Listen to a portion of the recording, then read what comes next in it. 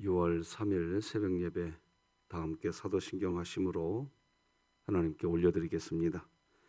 전능하사 천지를 만드신 하나님 아버지를 내가 믿사오며 그 외아들 우리 주 예수 그리스도를 믿사오니 이는 성령으로 잉태하사 동정녀 마리아에게 나시고 본디오 빌라도에게 고난을 받으사 십자가에 못 박혀 죽으시고 장사한 지 사흘 만에 죽은 자 가운데서 다시 살아나시며 하늘에 오르사 전능하신 하나님 우편에 앉아 계시다가 저리로서 산자와 죽은 자를 심판하러 오시리라.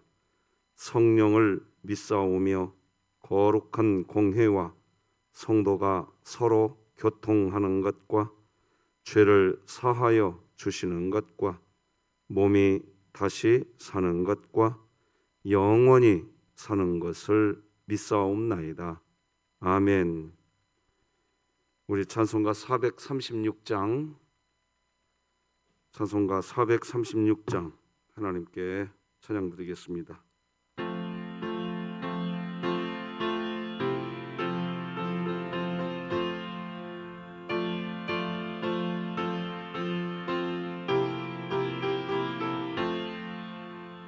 나 이제 주님의 새 생명 얻은 놈 옛 것은 지나고 새 사람이로다. 그 생명 내 맘에 강같이 흐르고 그 사랑 내게서 해같이 빛난다. 영생을 누리며 주 안에 살리라. 오늘도 내일도 주 함께 살리라. 주 안에 감추인 새 생명 얻으니 이전에 좋던 곳 이제는 값없다. 하늘의 은혜와 평화를 맛보니 찬송과 기도로 주 함께 살리라. 영생을 누리며 주 안에 살리라. 오늘도 내일도 주 함께 살리라. 산천도 초목도 새 것이 되었고 죄인도 원수도 친구로 변한다. 새 생명 얻은 자 영생을 누리니 주님을 모신 맘 새 하늘이로다. 영생을 누리며 주 안에 살리라. 오늘도 내일도 주 함께 살리라. 주 따라가는 길 험하고 멀어도 찬송을 부르며 뒤따라가리라. 나 주를 모시고 영원히 살리라. 날마다 섬기며 주 함께 살리라. 영생을 누리며 주 안에 살리라. 오늘도 내일도 주 함께 살리라.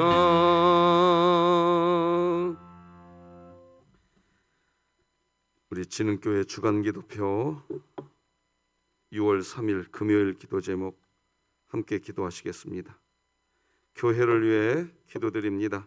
진흥교회 환우들을 치유해 주소서. 우승현 학생, 우춘식 집사, 우정자 은퇴권사, 이명화 집사, 이수연 성도, 이환미 권사, 임규숙 은퇴권사, 진연우 어린이, 조봉진 집사, 최희순 명예권사, 정보환 집사, 최현정 전도사, 홍성철 협동은퇴장로, 홍일봉 목사, 하나님의 능력으로 치유하사 2022년 복음을 전수하는 가정을 세우는 교회가 되게 하소서. 이웃을 위해 기도드립니다. 육신의 질병과 연약함으로 고통과 낙심 가운데 있는 이웃에게 주님께서 친히 찾아오셔서 하늘의 위로와 평강으로 덮으시고 의술의 한계를 뛰어넘는 놀라운 치유와 회복의 역사가 있게 하소서. 북한을 위해 기도합니다. 세터민들이 목숨을 걸고 남한 땅에 왔지만 사회, 문화, 생활 방식 등의 차이로 적응하지 못해 정착의 어려움을 겪고 있는 상황에서 한국 교회가 외롭고 쓸쓸한 이들에게 죽게 하듯 섬기게 하시고 진흥교회가 입양하여 섬기기 원하는 평안남도 강동군에 속히 하나님의 은혜가 임하게 하소서. 자녀를 위해 기도드립니다. 하나님의 말씀을 믿음으로 읽고 이해하고 순종할 줄 아는 자녀들이 되게 하시고 예수님 안에서 자신의 정체성을 확고하게 세우고 하나님 안에서 미래의 비전과 꿈을 찾게 하소서. 국가와 열방을 위해 기도합니다. 하나님을 부인하게 만드는 진화론의 심각성을 전 세계 교회와 가정들이 바로 알게 하시고 하나님의 창조론을 통해 부모와 자녀가 바른 성경적 가치관을 가지고 살아가게 하소서. 선교와 전도를 위해 기도합니다. 강신규, 박계순 선교사가 진행하는 한글반 사역과 행복 전도 모임에 교회 주변 이웃 많이 참여하게 하시고 교회 나온 이웃이 예수님과의 만남을 통해 삶의 목표가 바뀌게 하소서. 이 모든 것 주 예수 그리스도의 이름으로 기도드립니다. 아멘. 오늘 함께 나눌 하나님의 말씀은 구약성경 사무엘상 17장 1절에서 23절까지 말씀드리겠습니다. 사무엘상 17장 1절에서 23절 말씀까지 저와 여러분이 한 절씩 교독하시겠습니다. 하나님의 말씀입니다. 블레셋 사람들이 그들의 군대를 모으고 싸우고자 하여 유다에 속한 소고에 모여 소고와 아세가 사이의 에베스담밈에 진침해 사울과 이스라엘 사람들이 모여서 엘라 골짜기에 진치고 블레셋 사람들을 대하여 전열을 벌였으니 블레셋 사람들은 이쪽 산에 섰고 이스라엘은 저쪽 산에 섰고 그 사이에는 골짜기가 있었더라.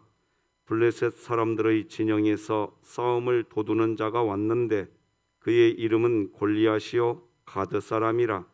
그의 키는 6규빗 한 뼘이요 머리에는 놋투구를 썼고 몸에는 비늘 갑옷을 입었으니 그 갑옷의 무게가 놋 5,000세겔이며 그의 다리에는 놋 각반을 쳤고 어깨 사이에는 놋 단창을 메었으니 그 창 자루는 배틀채 같고 창날은 철 600세겔이며 방패든 자가 와서 행하더라. 그가 서서 이스라엘 군대를 향하여 외쳐 이르되 너희가 어찌하여 나와서 전열을 벌였느냐? 나는 블레셋 사람이 아니며 너희는 사울의 신복이 아니냐? 너희는 한 사람을 택하여 내게로 내려보내라. 그가 나와 싸워서 나를 죽이면 우리가 너희의 종이 되겠고 만일 내가 이겨 그를 죽이면 너희가 우리의 종이 되어 우리를 섬길 것이니라. 그 블레셋 사람이 또 이르되 내가 오늘 이스라엘의 군대를 모욕하였으니 사람을 보내어 나와 더불어 싸우게 하라 한지라. 사울과 온 이스라엘이 블레셋 사람의 이 말을 듣고 놀라 크게 두려워하니라. 다윗은 유다 베들레헴 에브랏 사람 이세라 하는 사람의 아들이었는데 이새는 사울 당시 사람 중에 나이가 많아 늙은 사람으로서 8 아들이 있는 중 그 장성한 세 아들은 사울을 따라 싸움을 나갔으니 싸움에 나간 세 아들의 이름은 장자 엘리압이요 그 다음은 아비나답이요 셋째는 삼마며 다윗은 막내라. 장성한 세 사람은 사울을 따랐고 다윗은 사울에게로 왕래하며 베들레헴에서 그의 아버지의 양을 칠 때에 그 블레셋 사람이 40일을 조석으로 나와서 몸을 나타내었더라. 이새가 그의 아들 다윗에게 이르되 지금 내 형들을 위하여 이 볶은 곡식 한 에바와 이 떡 10덩이를 가지고 진영으로 속히 가서 내 형들에게 주고 이 치즈 10덩이를 가져다가 그들의 천부장에게 주고 내 형들의 안부를 살피고 증표를 가져오라. 그때에 사울과 그들과 이스라엘 모든 사람들은 엘라 골짜기에서 블레셋 사람들과 싸우는 중이더라. 다윗이 아침에 일찍이 일어나서 양을 양 지키는 자에게 맡기고 이새가 명령한 대로 가지고 가서 진영에 이른즉 마침 군대가 전장에 나와서 싸우려고 고함치며 이스라엘과 블레셋 사람들이 전열을 벌리고 양군이 서로 대치하였더라. 다윗이 자기의 짐 지키는 자의 손에 맡기고 군대로 달려가서 형들에게 문안하고 함께 있겠습니다. 그들과 함께 말할 때에 마침 블레셋 사람의 싸움 도두는 가드 사람 골리앗이라 하는 자가 그 전열에서 나와서 전과 같은 말을 하매 다윗이 들으니라. 아멘. 자, 오늘도 같이 한번 외치고 하나님 말씀 나누겠습니다. 한번 외쳐봅시다. 시작. 하나님, 제가 예배자입니다.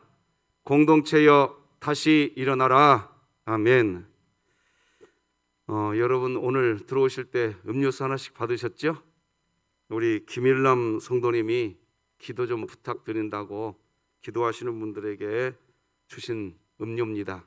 드시고 기도를 좀 해주시는데 우리 김일남 성도님이 오늘 다시 병원에 가십니다. 이유는 이 척추로 전이된 암세포가 등 척추에서 더 커졌답니다. 근데 항암 치료는 할 수가 없는 상황이어서 피가 모자라답니다. 그래서 방사선 치료를 해야 되는데 방사선 치료를 하려면 잘못하면 척추로 흘러가는 이 신경다발을 건드릴 수가 있는 아주 위험한 상황이라고 한답니다.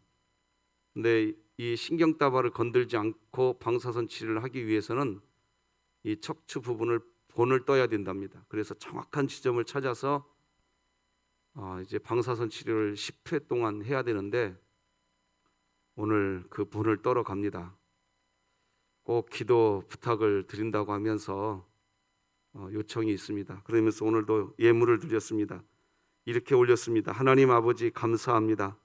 날마다 은혜 베풀어 주시는 하나님, 하나님만 바라보며 살게 하옵소서. 방사선 10회 할 때에 힘들지 않게 하나님 도와주세요. 아버지 감사합니다. 그래서 예물 올렸습니다. 우리 잠시 한번 기도하십시다. 하나님 아버지, 육체의 질병이 너무나 심해서 항암 치료도 하기가 어려워서 방사선 치료를 받아야 되는 상황인데 참으로 미세한 부분까지의 실수라도 허용되면 안 되는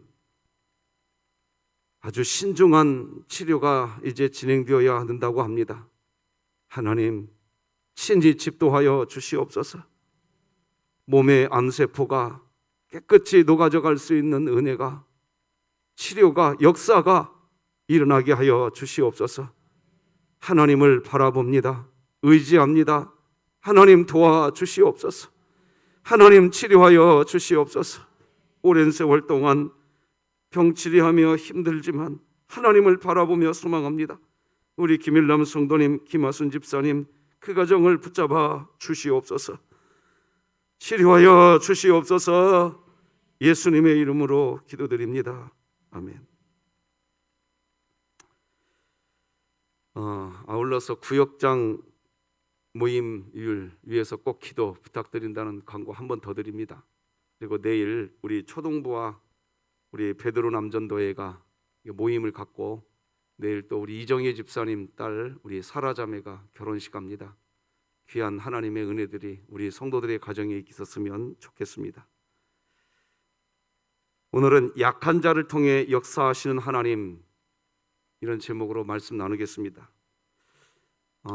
얼마 전에 제 스승이자 저의 선배 목사님이신 한 목사님께서 저에게 이런 책 한 권을 선물해 주셨어요.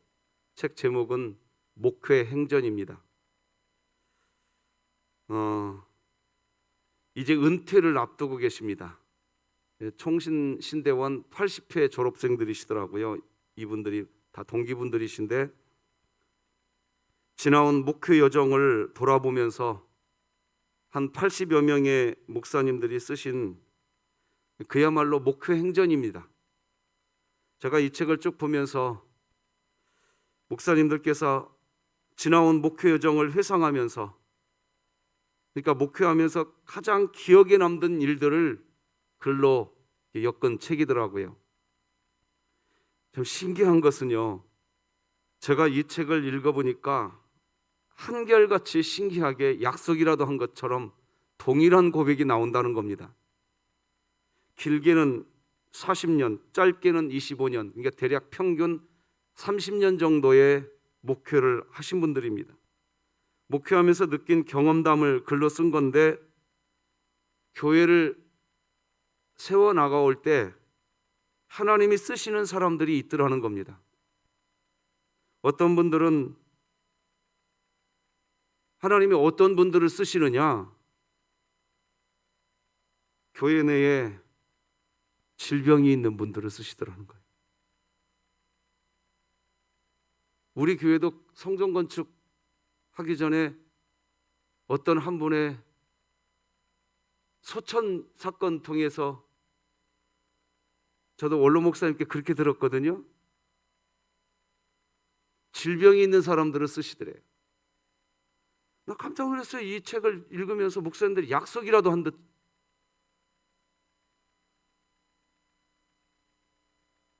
경제적으로 어려우신 분들을 쓰시더래요. 교회 안에 유력한 분들, 여유가 있고 어떤 배움이 있으며 재력이 있고 권력이 있는 분들, 그런 분들에 대한 기록은 거의 없습니다. 무슨 약속이라도 했냐 싶더라고요. 전혀 예상하지 못한 분들, 어떤 경우에는 그 교회와 전혀 상관없는 분들이 그 개척교회에 왔다가 놀라운 헌신을 하고 돌아가시는 분들도 있고, 새벽마다 기도에 무릎을 꿇고 기도하시는 분들, 그런 분들이 교회를 세우더라, 그렇게 기록하고 있다는 겁니다. 물론 교회의 어떤 중직자분들을 포함한 헌신된 일꾼들이 있었겠죠. 그런데 기억이 남는 글을 쓰다 보니까 그렇게 됐겠죠. 그런데 30년 이상 지나온 세월을 돌아볼 때 누가 기억에 남는가 하는 겁니다.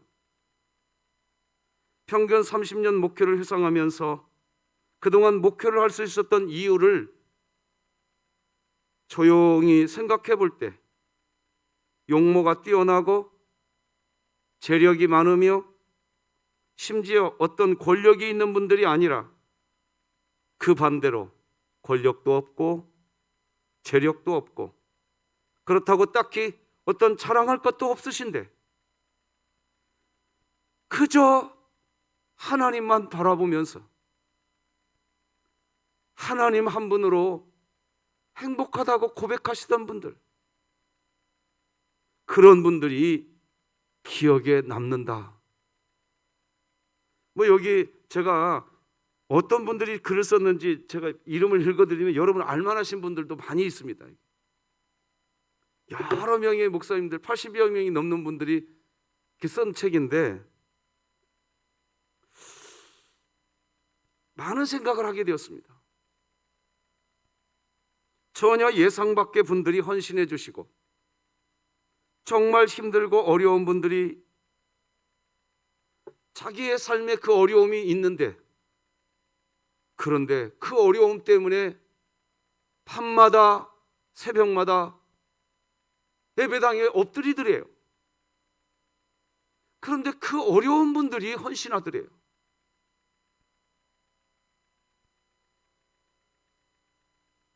강한 분이 아니고 유력한 분이 아니고 약하신 분들, 그저 하나님 한 분만 간절히 소망하며 어려우신 분들이 그렇게 기도로 마음으로 교회를 세우시더라. 좀 명심해야 할 것 같아요. 이런 글을 읽으면서 나는 나중에 진흥교회 목회를 다 마치고 내가 은퇴할 때쯤에 누가 기억에 날까? 저도 한번 되돌려 봤습니다. 누가 기억에 남을까? 오늘도 이렇게 피타 500으로 섬겨주시는 분들, 약하신 분인데 이런 분들이 섬겨주세요. 몸이 아픈데 이런 분들이 음료수 하나라도 섬겨주시더라 이겁니다. 다시 말하지만 이런 목사님들 교회 중직자분들이 섬기지 않았겠습니까? 얼마나 헌신했겠습니까?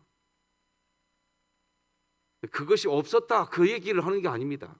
누가 기억에 남냐 이겁니다. 여러분, 오늘 본문을 보면요, 블레셋 용사 골리앗의 외모에 대한 내용이 성경 묘사로 길게 나옵니다. 골리앗의 외형적 모습, 외모, 얼마나 위압적, 얼마나 이스라엘 군대를 겁주게 할 만큼 그렇게 위력한 사람인지 오늘 본문이 골리앗을 그렇게 묘사해 줍니다. 그리고 다윗의 형 3명에 대한 이야기가 나오는데 성경을 보면 장성한 사람이라고 나옵니다. 한번 좀 살펴볼까요? 먼저 골리앗에 대한 묘사 4절부터 이렇게 기록됩니다. 읽어드려 볼게요. 블레셋 사람들의 진영에서 싸움을 도두는 자가 왔는데, 그러니까 골리앗은 뭐 하는 사람이냐? 싸움을 부추기는 사람입니다. 그렇게 키도 크고 그렇게 건장한 사람인데 이 사람이 하는 일은 뭐냐? 싸움을 부추기는 사람이랬다는 겁니다. 자, 어쨌든 읽어드려 보겠습니다. 싸움을 도두는 자가 왔는데 그의 이름은 골리앗이요 가드 사람이라. 그의 키는 6규빗 한 뼘이요 머리에는 노투구를 썼고 몸에는 비늘 갑옷을 입었으니 그 갑옷의 무게가 놋 5천 세겔이며 그의 다리에는 놋 각반을 쳤고 어깨 사이에는 놋 단창을 메었으니 그 창자루는 배틀채 같고 창날은 철 600세겔이며 방패든 자가 앞서 행하더라. 이게 골리앗의 외형적인 모습입니다. 자, 또한 다윗의 형들 3명이 오늘 본문에 등장하거든요. 그 3명에 대한 기록이 13절에 이렇게 기록됩니다. 그 장성한 세 아들은 사울을 따라 싸움에 나갔으니 싸움에 나간 세 아들의 이름은 장자 엘리압이요 그 다음은 아비나답이요 셋째는 삼마며. 자, 그런데 오늘 본문에서 왜 이 블레셋 장군 골리앗이 나오고 왜 장성한 다윗의 형들임이 여러분 이렇게 기록되고 있을까요? 그들이 주인공이라는 건가요? 아닙니다.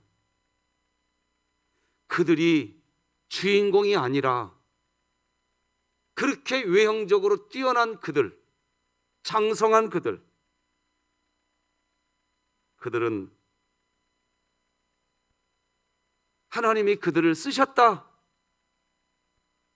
그런 내용이 없습니다. 반대로 싸움을 도두는 일만 했습니다. 그 뛰어난 외모와 그 출중한 장군의 기세를 가지고 뭐하고 살았느냐?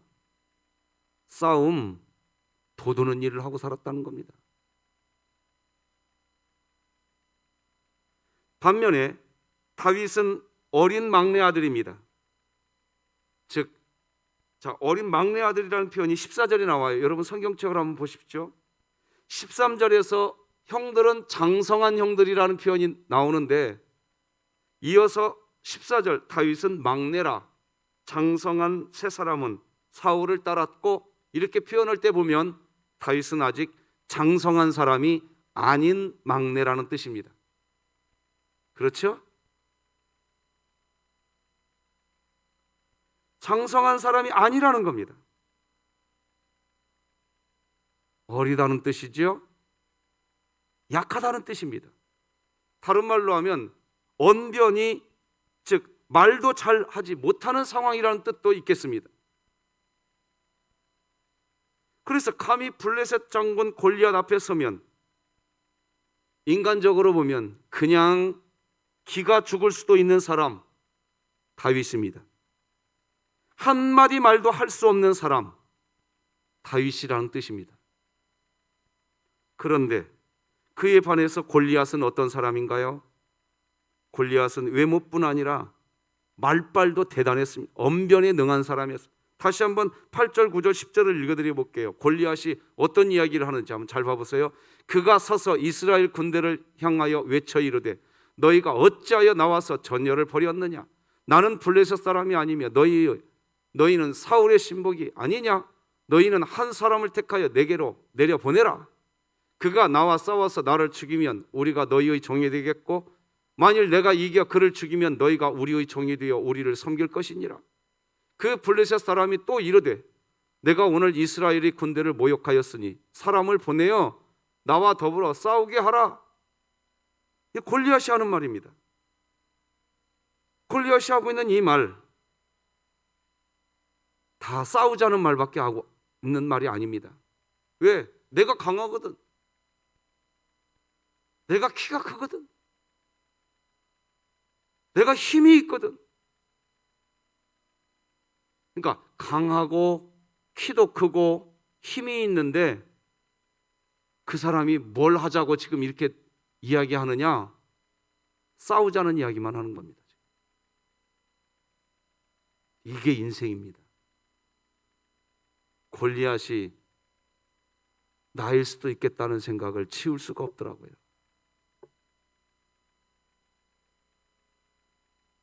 사람은 그래요. 자기에게 힘이 있어 보세요.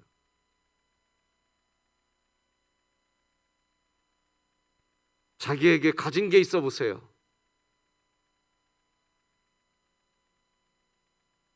자, 골리앗이 이렇게 하자. 이스라엘 진영의 반응이 어떤가요? 11절 같이 읽어볼까요? 시작. 사울과 온 이스라엘이 블레셋 사람의 이 말을 듣고 놀라 크게 두려워하니라. 그러니까 골리앗은 언변, 말도 잘합니다.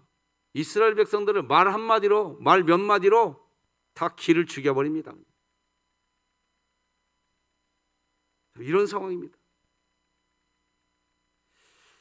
이런 기도도 하고 싶더라고요. 제가 오늘 본문을 묵상하면서 만약에 나에게 힘이 주어지고 만약에 나에게 어떤 그런 힘이 생기면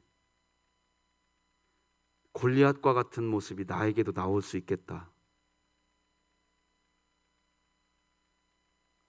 몇 번을 이 본문을 읽다가 그런 마음을 지울 수가 없었습니다.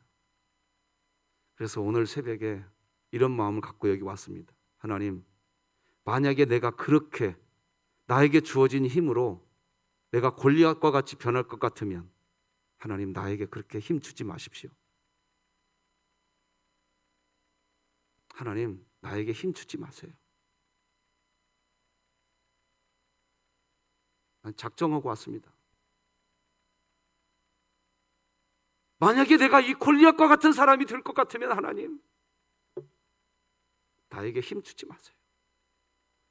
제가 요즘에 철저하게 느끼고 있다니까요. 노회장이 되고 난 뒤에 그게 뭐라고 내 마음에 내가 장이 됐다 이 말 한마디가, 제가 굉장히 어린 나이에 지금 노회장이 됐거든요. 순서상 어떻게 그렇게 됐어요. 지금 다 선배들입니다. 그런데 제 안에요, 골리앗과 같은 심정이 있다라는 걸 치울 수가 없습니다. 요즘에. 그래서 노예의 어떤 일이 힘든 게 아니에요. 지금 내 안에 그동안 마치 이런 것 같았어요. 투명한 물인 줄 알았어요. 근데 그 밑바닥에 부유물이 다 깔려 있었던 거예요. 가만히 있으니까. 이 병을 조금 흔들어 보니까 내 밑바닥 밑에 부유물이 얼마나 많이 있었는지 요즘에 지금 너무 정확히 내 자신을 보고 있습니다. 그래, 나 오늘 새벽에 기도하랍니다. 하나님, 내가 만약 골리앗과 같은 사람으로 변해질 것 같으면 나에게 그렇게 힘주지 마십시오. 오히려 약할 때, 내가 약할 때 하나님 더 의지하더라고요. 오히려 그때 겸손하더라고요.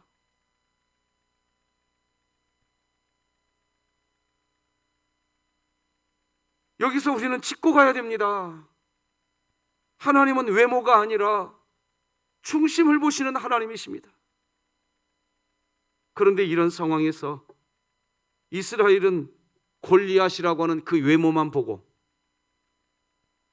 하나님은 중심을 보시는데 이스라엘 모든 군대는 그 외모만 보고 골리앗 앞에서 말 한마디도 못하고 덜덜덜덜 떨고만 있습니다. 여러분, 성경 호세아서를 보면요, 호세아 선지자가 피를 토하면서 외치는 외마디가 있지 않습니까? 우리 같이 한번 6장 3절 같이 읽어봅시다. 시작. 그러므로 우리가 여호와를 알자. 힘써 여호와를 알자. 그의 나타나심은 새벽빛같이 어김없나니 비와 같이 땅을 적시는 늦은 비와 같이 우리에게 임하시니라 하리라. 하나님을 좀 알자. 하나님을 좀 알자. 근데 뭐라고 말합니까? 그의 나타나심은 새벽빛같이 일정하다는 거예요. 어김없다는 거예요.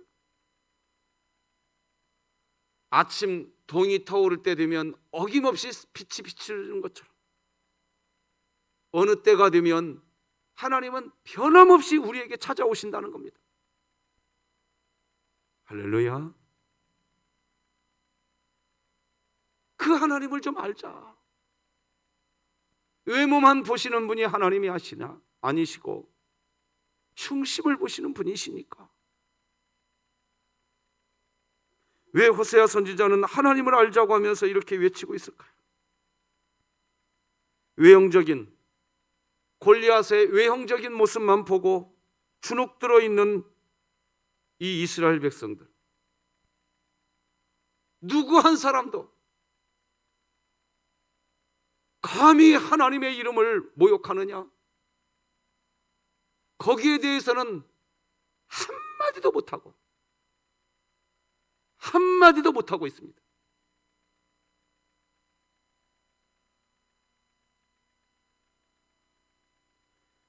다윗의 형들도 마찬가지예요. 오늘 본문에 13절에서 장성한이라고 되어 있잖아요. 뭔 말입니까? 어른이 되었다는 얘기입니다. 이 장성한이라는 표현은 어른이 되었는데, 자, 오늘 본문이 아주 참 우리 마음의 속을 좀 아프게 합니다. 그러니까 다윗의 형들, 그 전쟁터에 나가 있는 형들이 장성한, 즉 어른이라는 뜻이지요. 그런데 집에 있는 아버지 이새가 그 어른이 돼버린 새 아들에게 치즈 몇 덩이 갖다 주라고 다윗을 심부름시킵니다. 아버지 마음은 제가 충분히 이해가 돼요. 그러나 제가 눈을 씻고 몇 번 봤어요. 비벼가면서 봤다고요. 치즈 떡덩이 보내려고 했다고 한다면 이세가 하나님을 경외하고 있는 진짜 아버지였다고 한다면, 아들들아, 나도 전쟁의 소식 들었다. 전쟁터의 상황 나도 들었다. 골리앗이 하나님의 이름을 모욕한다고 나도 들었다. 내가 치즈 몇 덩이 너희들에게 보내줄 테니 이거 먹고 다른 누구도 나서지 못한다고 하더라도 너희들은 장성한 아들들이다. 너희들이 나가서 하나님의 이름으로, 너희들이 나가서 아버지 하나님의 이름으로 그 골리앗 물리치고 오거라. 그런 말이 없습니다. 없다고요. 그냥 치즈 몇 덩이 갖다 주라고만 합니다. 그런데 그런 이야기를 하려고 하는데 참, 여러분 16절 한번 보십시다. 16절. 그 블레셋 사람이 40일을 조석으로 나와서 몸을 나타냈더라, 이렇게 나옵니다. 40일. 그러니까 골리앗이 40일 동안 밤낮으로 하나님을 모욕하고 조롱하고 있었던 겁니다. 그런데 그 시간 동안 누구도 이런 상황을 바라보면서 통탄하는 마음으로 하나님의 마음에 대해서 이야기하지 않습니다. 그냥 주눅 들어있는 인간의 마음뿐이 없습니다. 40일은 우리 기독교에서 아주 의미 있는 기간 아닙니까? 예수님이 40일간 금식 기도했습니다. 골리앗이 40일 동안 그렇게 나타났다고 했는데 누구 한 사람만이라도 그런 심정으로 40일 금식 기도하는 심정으로 하나님이 살아계신 것을 저를 통해서 드러내 주십시오. 여기에 대해서는 누구도 용기를 내지 않고,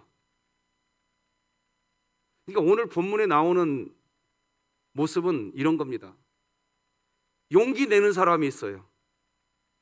그것은 골리앗밖에 없습니다. 용기 내는 사람은 골리앗밖에 없어요. 근데 그 골리앗은 뭐 하자는 거예요? 자기 힘 갖고 싸움을 도두는 일밖에 안 합니다. 그 힘 가지고 하나님의 이름을 가지고 하나님의 이름을 위하여 용기 내는 사람은 단 한 사람도 없더라 이겁니다.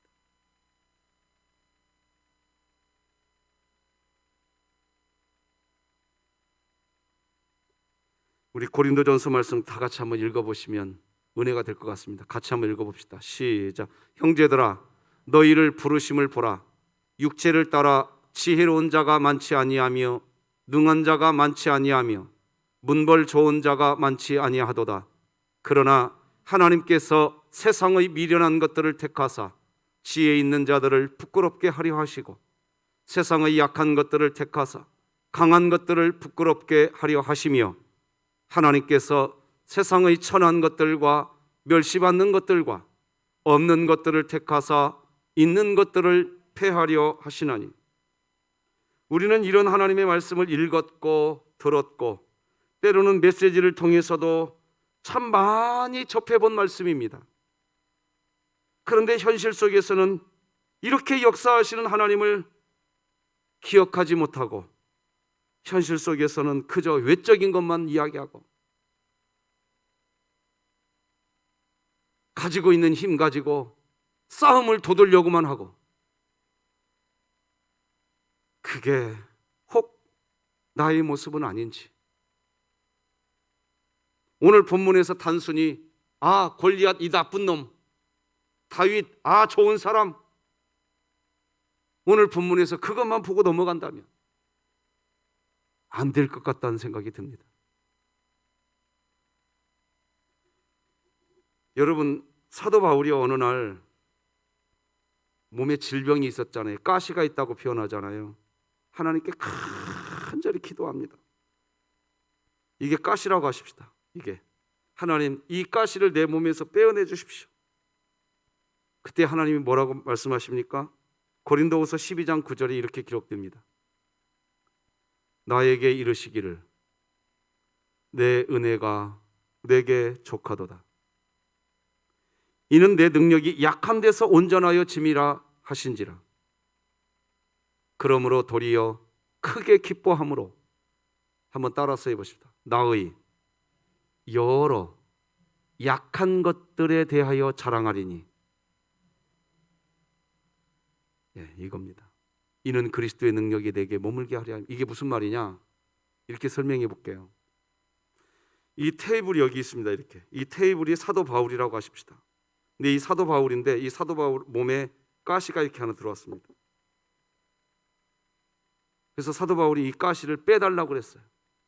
빼달라고 무슨 기도를 했느냐? 하나님으로부터 이런 은혜가 나에게 와서 이 가시를 덮어서, 그래서 이 은혜를 구했어요. 이 은혜를 바울이, 그죠? 그런데 하나님 뭐라고 말씀하시느냐? 이 은혜를 달라고 했는데 이 은혜는 안 주시고 이미 사울 네 마음 안에 은혜가 있다는 겁니다. 이미 네 마음 안에 있는 은혜가 있대요. 그게 무슨 말입니까? 내 은혜가 네게 족하도다. 그러니까 가시가 이렇게 있는데 바울은 이 가시를 빼주는 다른 은혜가 임하기를 기도했단 말입니다. 그런데 하나님은 뭐라고 말씀하시느냐? 네 마음속에 이미 내가 너에게 준 은혜가 있다는 겁니다. 그 은혜로도 너 이 가시에 대해서 너 이길 수 있는 사람이다. 그 말 아닙니까? 이해되시죠? 제가 어제 사실은 김일남 성도님이 교회로 왔어요. 이 똑같은 얘기를 해드렸습니다. 그런데요, 눈물을 흘리면서 아멘 하시더라고요. 무슨 말입니까? 그 성도님 몸 안에 지금 가시가 있지 않습니까? 다른 은혜가 필요한 것처럼 느껴집니다. 그런데 그분이 아멘 하시더라고요. 뭐라고? 예, 목사님, 제 안에 있는, 이미 와 있는 은혜로. 그래서 사도 바울이 뭐라고 얘기합니까? 나의 여러 약한 것들에 대하여 뭐 하리니? 자랑한대죠. 그리고 사도 바울이 이후로 사도 바울이 기록한 기록물들을 보면 자기 몸에 아픈 것에 대한 기록이 없습니다. 다시 나오지 않아요. 뭐 혹자들은 그 가시를 짊어지고 살았다 이렇게 표현도 하는데 그걸 답해줄 성경이 없어요. 저는 이렇게 해석하고 싶어요. 몸에 가시가 있었는데 그 가시를 빼주는 다른 은혜가 임하지 않았지만 이미 몸속에 있었던 사도 바울이 이미 받았던 은혜, 그 은혜로 하나님의 역사가 나타나서 이 가시 빠져나간 줄로 믿습니다. 그거 아닙니까? 사랑하는 성도 여러분, 저는 이제 말씀 맺으려고 합니다. 나에게 지금 있는 것을 감사하시기 바랍니다. 내 은혜가 내게 족하다라는 고백이 우리 교회의 고백이었으면 좋겠습니다. 상황과 조건 이렇게 바뀌어야만 된다고 더 이상 고집 피우지 말고 네 은혜가, 아니 내 은혜가, 하나님이 그렇게 말하죠. 너에게 족하다. 지금 내가 처해 있는 이 상황 속에서 진정한 감사가 있었으면 좋겠습니다. 오히려 하나님께 나에게 더 큰 힘을 달라고 기도하지만 정작 나는 걱정된다니까요. 그 힘이 주어지면 골리앗과 같이 싸움을 도두는 짓만 내가 할까 봐 난 그게 두렵다고요. 사랑하는 성도 여러분, 오늘 그냥 감사하시기 바랍니다. 기도하십시다. 하나님 아버지, 감사합니다. 우리들을 잠에서 깨워주시고 다시 하나님을 경외하게 하시니 감사합니다. 존귀와 영광이 아버지께 있습니다. 여호와를 알자, 힘써 여호와를 알자. 제발 하나님을 좀 알자. 호세아의 외침이 오늘 이 아침 우리의 가슴에 있게 하여 주시옵소서. 그래, 내가 아는 하나님, 새벽빛같이 일정하신 분이야. 그 하나님이 내 안에 계셔. 내 은혜가 내게 족하도다. 하나님, 이미 저에게 있는 은혜 족합니다. 감사합니다. 거기에서부터 찬송이 터지게 하여 주시옵소서. 기도의 문이 열리게 하여 주시옵소서. 감사가 시작되게 하여 주시옵소서. 우리 김일남 성도님 치료하여 주시옵시고, 우리 사랑하는 새벽 성도들 이번 한 주간도 함께 새벽을 깨우게 하는 그 은혜가 이미 우리에게 있었으니 감사하게 하여 주시옵소서. 감사하게 하여 주시옵소서. 우리가 감사로 살게 하여 주시옵소서. 예수님의 이름으로 기도드립니다. 아멘. 하늘에 계신 우리 아버지여, 이름이 거룩히 여김을 받으시오며 나라가 임하시오며 뜻이 하늘에서 이루어진 것 같이 땅에서도 이루어지이다. 오늘 우리에게 일용할 양식을 주시옵고 우리가 우리에게 죄 지은 자를 사하여 준 것 같이 우리 죄를 사하여 주시옵고 우리를 시험에 들게 하지 마시옵고 다만 악에서 구하시옵소서. 나라와 권세와 영광이 아버지께 영원히 있사옵나이다. 아멘.